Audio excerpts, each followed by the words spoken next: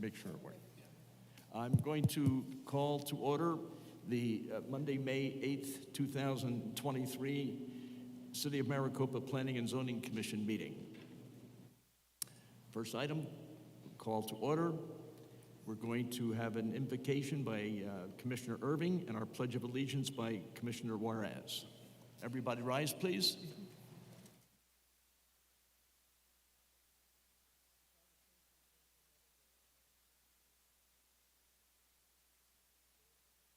Be with us, guide us, direct us as we go about working. We also continue just to lift up to you as school is out that we just ask all our children as they're closing out the school year. All this in your name, amen. I pledge allegiance to the flag of the United States of America and to the republic for which it stands, one nation, under God, indivisible, with liberty and justice for all.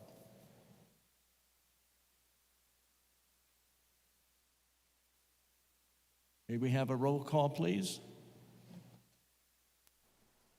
Commissioner Juarez? Here. Commissioner Singleton? Here. Vice Chair Robertson? Chair Yocum? Here. Commissioner Irving? Here. Commissioner LaFalle? Here. Commissioner Hughes? Here. Chair Yocum? We have a quorum. Thank you. Call to the public. If you wish to speak, please complete a speaker card and submit it to the chairman prior to the start of the meeting. The procedures to follow if you address the commission are: Commission requests that you express your ideas in 5 minutes or less and refrain from any personal attacks or derogatory statements about any city employee, a fellow citizen, or anyone else, whether in the audience or not. The chairman will limit discussion whenever he deems such an action appropriate to the proper conduct of the meeting. Just an additional comment. Anyone who wants to come up and talk on any subject they wish, I would invite them to do so now with one exception, and that is if you're going to be talking on DRP 22-16. That's item 5.1 on our agenda. If you are going to be making comments about it, I would appreciate your waiting until we get down into our agenda and start discussing that point. And we will be inviting you to talk after the applicant slash staff has given their report. Next item on the agenda, minutes. Do I hear a motion? Motion made by Commissioner Robertson. Second by Commissioner Hughes. Motion and second. All in favor? Aye. Opposed? Motion passes. Item 5.1 on our regular agenda. A request by Stewart and Bredesema Architecture for review and approval of site, landscape, photometric, and elevation plans for a proposed multifamily residential development on approximately 10.47 acres on Pinell County parcel number 510-17-0220. The site is generally located on the southeast corner of West Edison Road and North Estrella Parkway with the City of Maricopa Incorporated limits. This is for discussion and action, and we now would invite the report from the Commission and staff.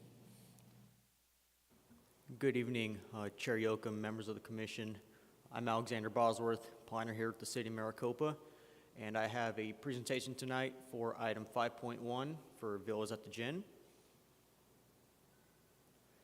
This is for a multifamily development, and as shown on this slide before you, the site, it's located on the corner of Estrella Road and Edison Road, just south of the Estrella Business Park. It's approximately 10.5 net acres. It's also directly east of the City of Maricopa Fire Admin Building and directly adjacent to an approved multifamily development. This multifamily development request is composed of 6 multifamily Apartment buildings, 195 total units with 1, 2, and 3 bedroom proposed mix.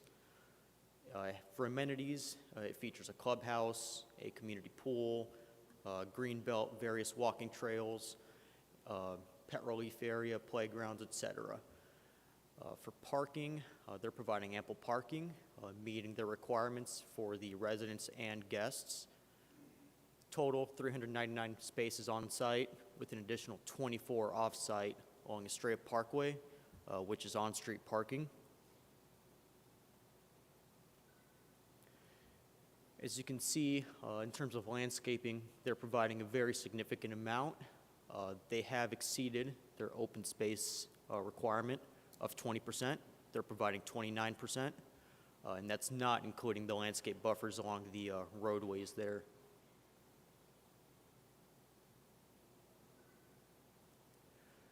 In terms of their architectural elevations, the applicant is providing a variety of colors and materials for the development. It's going to be a consistent architecture throughout the site, holding a distinct theme. As you can see here, these are the apartment buildings. There's 3 types, three different types of apartment buildings. Buildings B and C will be that top elevation there. In the middle is elevation D, which is the larger building. And buildings E, F, and G are the bottom elevation there on the screen before you. For the garages, since they're located on the exterior of the site facing the roadways, they're going to be the buildings that line up the street and help frame the street. As you can see on that center elevation there, that is the rear of the garages, which have been treated architecturally to help enhance the site and enhance the streetscape. For the clubhouse, again, it's very cohesive with the development with a variety of colors and materials. And the applicant has provided some very nice renderings for the site. This helps visualize more so what this request may look like upon completion. So as you can see, 3-story buildings there with parking around it. Very good amount of landscaping. And an aerial rendering as well. North is to the left on the screen before you. The main entrance on the west, which is the bottom of the screen. Again, lush landscaping around with the garage buildings helping frame the street. And this is just to note when the landscaping matures further along the lines. As part of the development review process, as you can see in the slide before you, we take it to an external TAC review as well as an internal development review team meeting. As you can see, planning, fire, engineering, and building have all reviewed and signed off on this development review permit request, and it's been determined they meet all the applicable codes. In terms of conformance with the general plan and the zoning ordinance, it's been determined by staff that this request does comply with the general plan designation for the site, as well as the zoning for the site. For public outreach, the applicant fulfilled the required outreach requirements, which include a public meeting letter sent, and 2 signs were also posted on the site, both minimum 15 days from today's meeting. And as an additional stipulation, this is more so a housekeeping item that's been brought to our attention. For EV charging, total of 5% of the on-site parking should be EV capable, so the applicant will be required to provide that as stated in the stipulation here, and it's also in the memo before you this evening. Therefore, following my presentation, staff is recommending that the Planning and Zoning Commission approve case number DRP 22-16 as amended by the Commission, conditioned in the staff report, and with the additional stipulation before you. And that concludes my presentation, and I'm open to any questions or comments from the Commission. Okay, thank you for the presentation. I'd like to add one stipulation, and this is from the Planning and Zoning Manager, Rick Williams. It's short, so I'm going to read it. I'm going to read the entire, is that okay if I read the memo? Okay. This memo is in regards to the staff report and exhibits for agenda item 5.1 DRP 22-16 Villas at the Gin. One additional stipulation is being added in regard to electric vehicle or EV charging, and as below. The applicant shall comply with the zoning ordinance requirement of 5% of the total parking to be electric vehicle charging capable. 2% of the total on-site parking spaces shall have EV charging spaces installed with the first phase of development. The remainder of the required EV charging stations shall be pre-wired for future installation. Okay? Now, any questions, comments, or whatever by the commission? Yes. Okay, thank you once again for the presentation. Just to piggyback along that additional stipulation for the EV charging stations, how are those parking spaces going to be integrated into the facility now? Does that change anything with the garage space, any of the other parking areas? Is there going to be a certain side where these EV stations are going to be located? Commissioner Juarez, good question. For EV charging spaces, we typically require them to be spread out pretty evenly among the site. It's something we'll be taking a look at on the improvement permits, but they'll be required to provide those. Thank you. Thank you, Commissioner Juarez. Any other comments, questions? Yeah, I had 3 other ones. One was for the responsibility for maintenance of street lighting, for maintenance and repairs of that. Is there going to be an official agreement that the builder or the owner of the facility is going to present to the city to confirm that there is such an agreement? Does the city have to sign off on it, or is it kind of like we're just going to take them at their word? Yeah, so as part of stipulations 9 through 11 of the staff report, the property owner or the management association for the development is responsible for the maintenance of streetlights and landscaping along their adjacent frontages. What we typically do is on the DRP memo of approval, it's a stipulation there, and we also have them noted on the final landscape plans and final photometric plans as part of the improvement permits. I have one more. This has to do with the possible location of artifacts or bones or whatever related to the Native Americans. My question on this is going to be, because I've had experience involved in situations like this, and in my experience, the builder or the responsible party is responsible for getting either somebody from BLM or somebody from the Native American Society to have a monitor in place. Because what happens if you don't,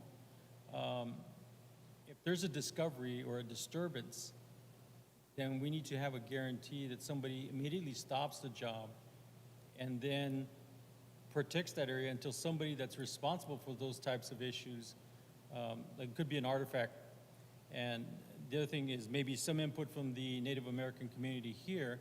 What are their requirements? And then who's the responsible facility that's going to provide the monitor? If they're going to say, we'll take it, then that's fine. But if the requirement goes to the builder, then there has to be some type of process that, what do we do in the event that there's a discovery? What's the protocol for stopping the job, isolating it, delays or whatever? Because in some cases, a discovery may hold this up for a year or more, depending on what they've discovered. Commissioner Juarez, great question. As part of stipulation number 17, in the event that human remains are discovered during construction or other Native American artifacts on the site, the builder is required to stop the construction, contact Auction Cultural Center, and then they come out to the site and investigate. I believe that's required by law, that they have to cease immediately if they find anything. Yeah, but I guess my question is there going to be somebody on site that's going to be monitoring this, or are they going to wait or go on the the will of the builder to say, we'll stop our own crews if we decide, because in all essence, sometimes the builder is not educated or doesn't have the experience to define what is an artifact or how to handle bones or how to, because some of these issues become very sensitive. And that's what I'm looking for. Are they going to have, is someone going to assign a monitor on site? Or is that something that's going to fall in responsibility on just the builder and not the city? Because I don't think the city of Maricopa wants to get tangled up in something like this and just say, well, we told them, because that doesn't solve the problem. Chairman Yocum, if I may, just to add a little additional information on that. Yes, we do include the stipulation with any type of development that's going to break ground in the city of Maricopa. So there is a certain liability that comes along from a developer applicant standpoint that really makes it in their best interest to not only contact the State Historical Preservation Office, but strictly adhere to that, because the fines that are associated with not following the direction are significant. Having said that, once we put them on notice, it really falls on the responsibility of the developer to follow through with meeting those requirements. So there have been situations where I've seen monitors on site. There have been others where I haven't, but ultimately that liability falls on the applicant and developer. Thank you. Okay, Vice Chair Robertson? Thank you for the presentation, Alex. Is the water utility for this project being provided by Global or by the Heritage District Independent Water Company? Vice Chair Robertson, to my knowledge, is being provided by Global Water. Okay. I just wanted in the record that area has had some problems with delivering required fire flow. If you remember correctly, when Sonoran Creek was built, late in the game, it was discovered they didn't have water to meet the fire protection needs, and additional planning had to take place. So I just want to make sure that that is included. This is a 3-story building. I'm assuming it's fire sprinklered. So the required fire flow is an important number that the developer has, and that the engineers consider that they have the water flow for the required fire flow. Just a comment.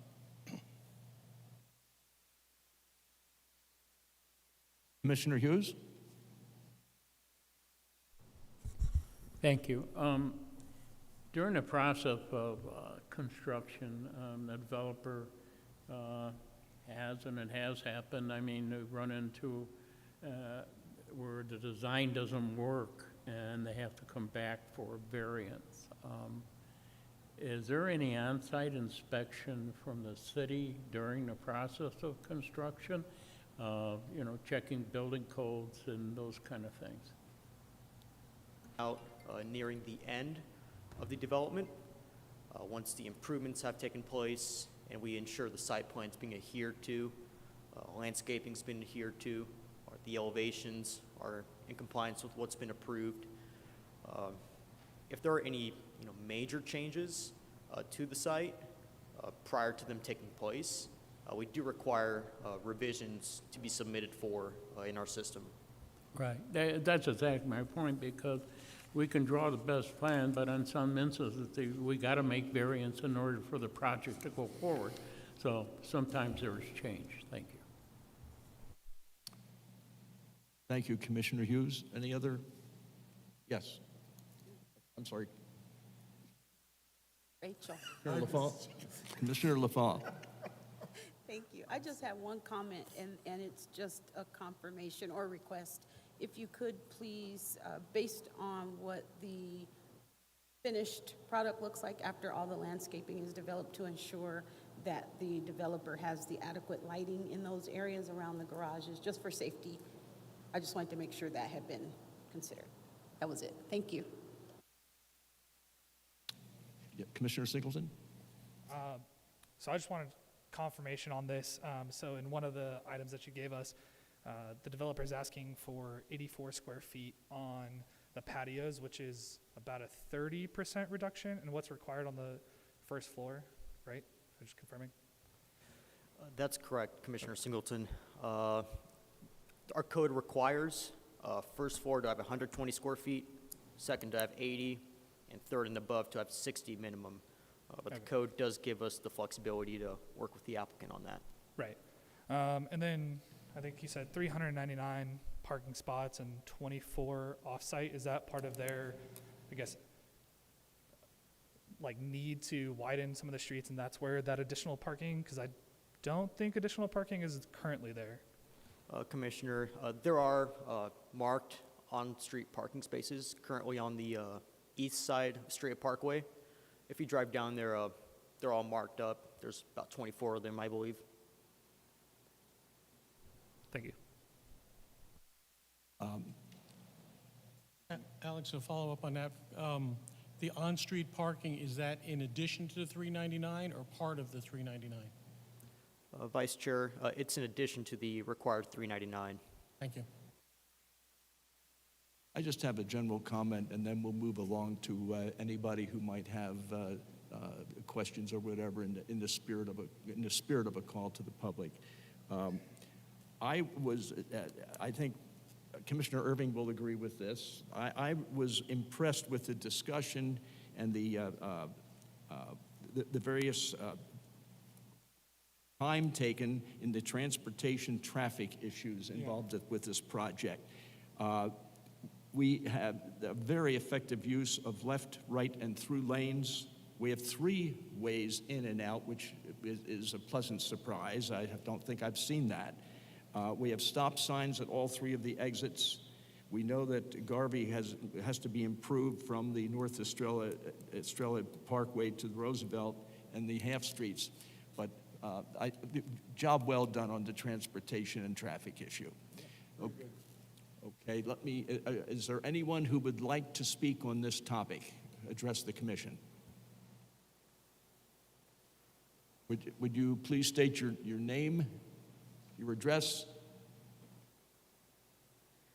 My name is Randy Dodson, 42775 West Starter Drive in Maricopa.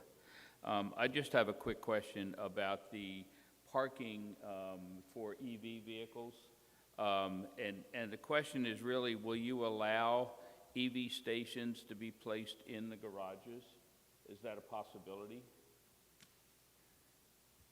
Yes, could be a possibility. Okay, all right. And the only question about that is everybody is going to EV now. And I think if you're allowing up to 5% EV stations, that'll be 20 EV stations for 400 parking spots. So, yeah, just a concern about making sure you've got enough for everybody. Yeah, and we'll work with the applicant on that. Okay, thank you.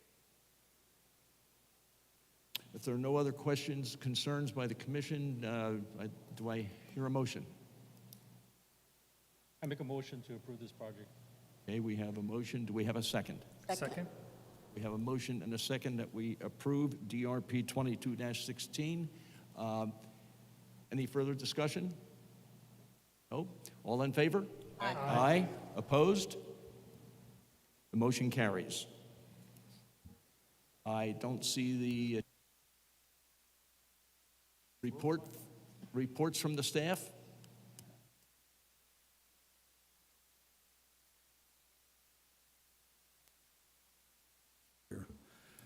Chairman Yocum, commission members, what you see up on the screen before you right now are just letting you know that we've got consecutive meetings coming up on the 22nd of May, and we also have items lining up for June 12th, the regular meeting there.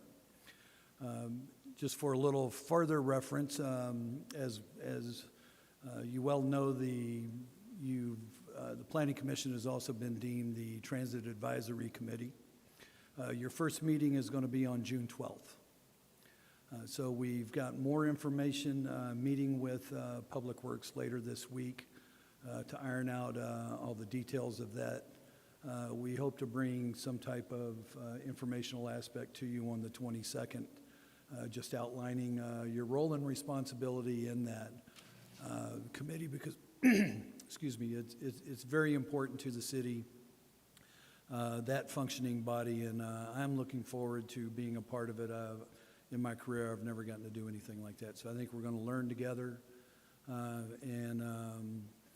Just to kind of give you an idea, we'll close the Planning and Zoning Commission that evening. We'll close that meeting, and we'll just turn around and open up that meeting, and so it'll feel very familiar to you, yet it will definitely have a different flair. So just wanted to give you those heads up.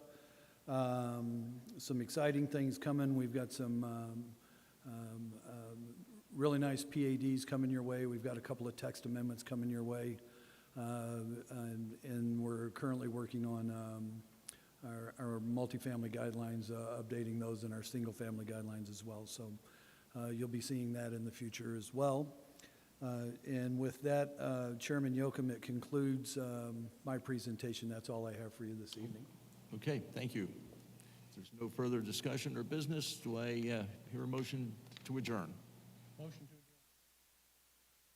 Motion is made and second to adjourn, so we are adjourned.